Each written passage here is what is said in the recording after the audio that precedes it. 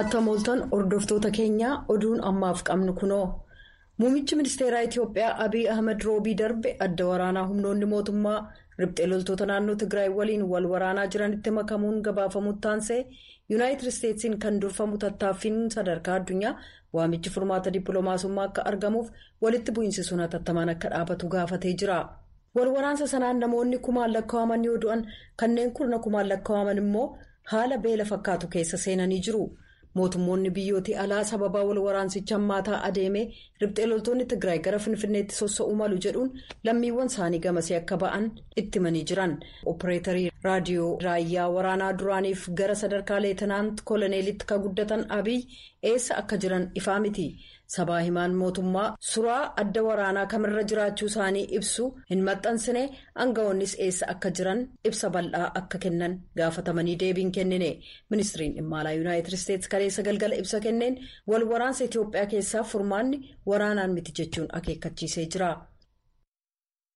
Humnooti raayyaa ittisa biyyaa Itiyoophiyaaf riphxee loltoota gidduutti waraanni geggeeffamaa jiru gara Finfinneetti siqaa jira jechuudhaan Yuunaayitid Isteetsi, Faransaayii fi Jarmaniin lammiiwwan isaanii Itiyoophiyaa keessaa akka ba'an kanneen yaadachiisan biyyootii kabirootti dabalamanii jiraachuun gabaasameera.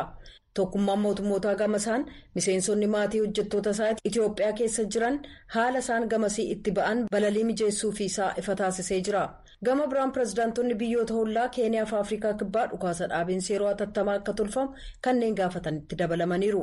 Haalli nageenya Itiyoophiyaa akkuma hammaataa adeemeen waan ta'uuf jiru laalchisee yaaddoon jirullee dabalaa adeemuu gabaasaaleen ibsaa jiran. Haalli nageenya yoo hammaate humnoonni addaa Ameerikaa lammiiwwan biyya isaaniif hojjettoota embasiif eegumsa akka godhan qophaa'uu isaanii CNN gabaasee jira. Gama biraan Yuunaayitid Isteetsitti jila addaa gaanfa Afrikaa kataan Jeffrey Feltman kaleessa tuuta oduuf ibsa kennanii qaamni martinuu waliigaltee lola dhaabinsaarra akka ga'aniif tattaaffiin godhamu fooyya'ina argamsiiseera jedhan. Feltman walitti bu'iinsi waraanaa sabatiinsaaf tokkummaa Itiyoophiyaa balaarra akka hin buufne yaaddoo jedhu qabaachuu isaanii ibsaniiru.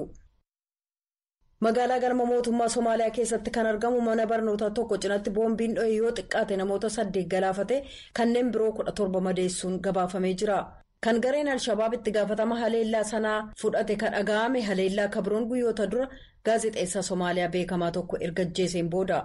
Ibsi Alshabaabiin kenname akka jedhutti haleellaan kamisaa har'aa ganama yeroo namoonni hedduminaan daandii irratti argaman raawwatame kun konkolaataa waraanaa irratti kan xiyyeeffate ture. Somaaliyaan hongee biyyattii miidhaa jiru kan uummata miliyoona 2 hanqina nyaataaf bishaaniif saaxileef jecha labsii gargaarsa namoomaa kan yeroo hatattamaa labsitee jirti. Kalabsii kana labsuun deebii hatattamaa akka jiraatu gaafatan muummicha ministeeraa Somaaliyaa Mohammad Hussein Roobleeti. Oduun galgala kanaaf qabnu kanuma. Hordofaa jirtan sagalee Ameerikaa sagantaa afaan Oromooti. Amma immoo gara gabaasaalee keenya itti aanaa nutti ceenaa nu wajjiniin tura. Paartiin Koongireesii Federaalistii Oromoo yookiin KFO'n kallattiin amma biyyi Itoophiyaa itti deemaa jirtu gara diigamsaatti waan ta'eef mootummaan ceehumsaa kan ji'oottan 18 turu dhaabbatee mariin taasifamuu qabaa jedha.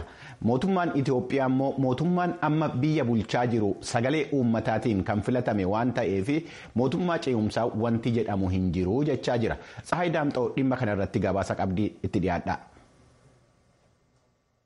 Paartiin Koongireesii Federaalaa Oromoo Sadaasa 15 bara 2014tti ibsa baaseen Itoophiyaan haalli itti amma jirtu sadarkaa yaaddessaadha jechuudhaan rakkoo nageenyaa mudate keessaa bahuudhaaf mariin biyyoolessaa furmaata jechuun ibsee jira. Itti gaafatamaa waajjira paartii Koongireesii Federaalaa Oromoo obbo Xurunee Gamtaa haala qabatamaa amma jiruun Itoophiyaadhaaf mootummaa ceehumsaatu barbaachisa jedhee paartiin isaanii akka amanu ibsaniiru. Yeroo ammaa kana haala Itoophiyaan keessa jirtu baay'ee yaaddessaa waan ta'eef mootummaan paartii aangoorra jiru kun mataansaa rakkoo kana hundumaa baatee deemuurraa mootummaa yeroo tokkoo fi kennuutu irra jira. Qaamoleen dhimmi kun ilaalu irratti mari'atanii yaada waliin ka'anii wal bira taa'anii abaluu jedhanii kennatanii kan irratti walii galanu kan hoogganamu jedhee inni immoo ji'a 3 amma ji'a 6tti hojiirra akka turuu fi isaan booda mootummaa ceehumsaa hundeessee chaartarii biyyi kun ittiin bultu qopheeffatee mirkanaa'ee gara filannootti. Filannoo yeroo jedhamu immoo akka isa filannoo kanaan duuba sossobbaa utuu hin ta'in kan namni itti amanu kan qaamoleen keessatti hirmatanii amananii fudhatan immoo yoo mo'atamanis amananii fudhatan akka ta'u qaamni dhimmi ilaalu hundumtuu paartii aangoorra jiru dabalatee nuu fudhataniitu dhimma kanaa sirriitti itti adeemnee hojiirra oolchuutu irra jira. Mariin biyyoolessaa barbaachisaadha. Mootummaan aangoorra jiruuf biyya bulchaa jiru erga gara aangootti dhufee dhimma kana irratti xiyyeeffannoo kennee hojiilee garaagaraa hojjechaa jira. Hojiitti hiikuudhaaf qophiitti jira kan jedhan deetaa ministeera tajaajila koominikeeshinii mootummaa obbo Kabbadee Deeksisaa mootummaan karaa seera qabeessaan filatame osoo jiru mootummaan ce'umsaa Itoophiyaaf hin barbaachisu jedhan. Mootummaan ce'umsaa hundaa'uu akkasumas immoo mariinaa taasifamuu waan kana jechaatuma ture yeroo dhiyoodhaatti immoo mootummaan ce'umsaa hundaa'uu hin jiru isaan tun ceene malee uummanni ce'ee jira. Uummanni mootummaa isaaf ta'u filatee jira. Filannootti hirmaadhaa gaafa jedhaman hirmaachuu hin danda'anii garuu mootummaa ce'umsaa keessa hulluuqanii darbuudhaaf akka abdiitti waan laalanii fi inni kun immoo ta'u uummanni irratti dammaqeera. Mootummaan ce'umsaa uumamu hin jiru. Mootummaan karaa filannoodhaan karaa seera qabeessaan karaa dimokiraatawaa ta'een hundaa'ee jira. Paartiin Koongireensii Federaalaa Oromoo Gamasaatiin amma Itoophiyaa bulchaa kan jiru mootummaa karaa dimokiraatawaadhaan filatameedha jedhee akka hin fudhanne ibseera. Nuyi keessatti hirmachuudhaaf hin dandeenye dhiibbaan nurra ga'ee miseensoti keenya hidhamanii waajjiraaleen keenya biyya keessaa cufamanii dirreen siyaasaa dhiphatee filannoo keessaa bahuu dandeenyeerra. Filannoo isa keessaa baane kan ammoo dimokiraataa ture uummata waliigalee filatee kanaaf akkana ta'e jechuudhaaf hin dandeenyuun filannoo dimokiraatawaati geggeeffame jennee fudhataas hin jirru hin fudhannus.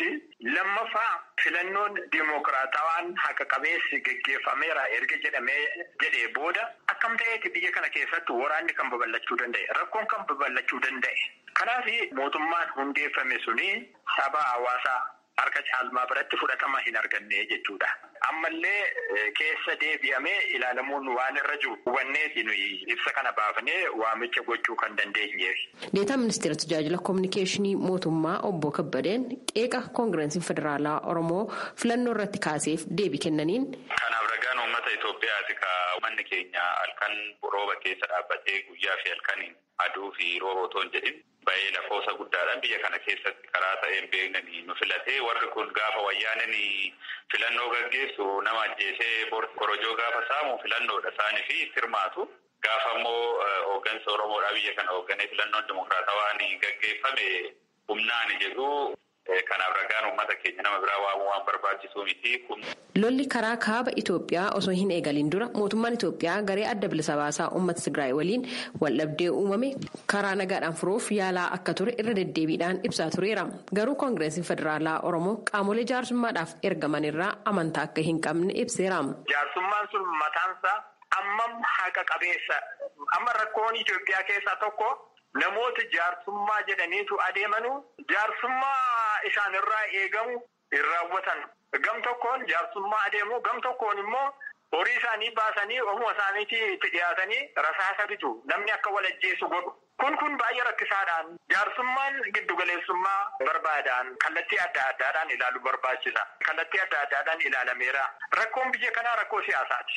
Rakkoo siyaasaa keessaa immoo inni dursu isa kam yoo jedhame rakkoo aangoo qabachuudha, taayitaa qabachuudha. Yaada siyaasaa kana immoo mareedhaan malee qawwee walitti dhukaasanii miti.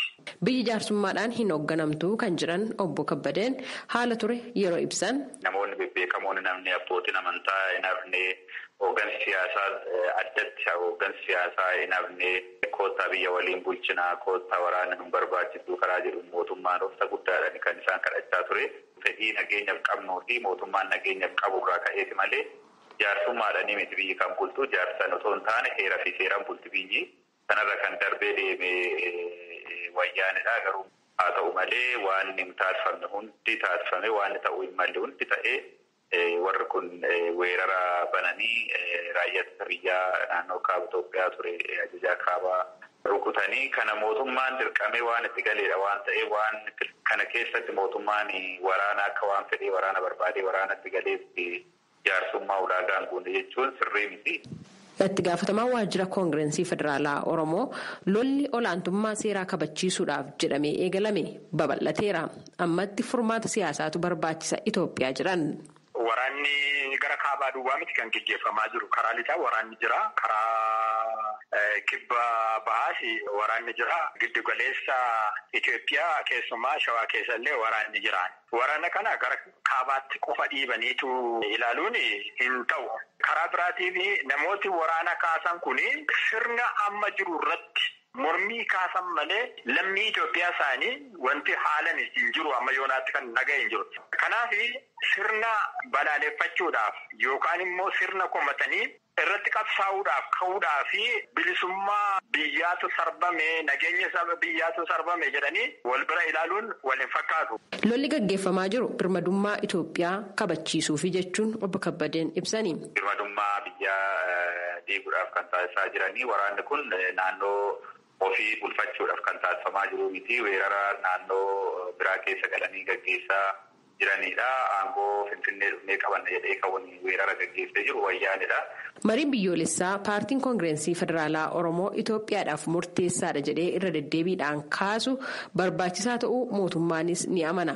Kan mormus miti jechuun obbo Kabbadeen irratti hojjetamaa jira jechuudhaan yoom eessatti akkamittii fi eenyufaatu irratti hirmaataa haala kam keessatti kan jedhu yeroo isaa eeggatee ifa ni godhamaa jedhaniiru. Gabaasa sagalee Ameerikaatiif Tsahaay Daamtoo Finfinneerraa.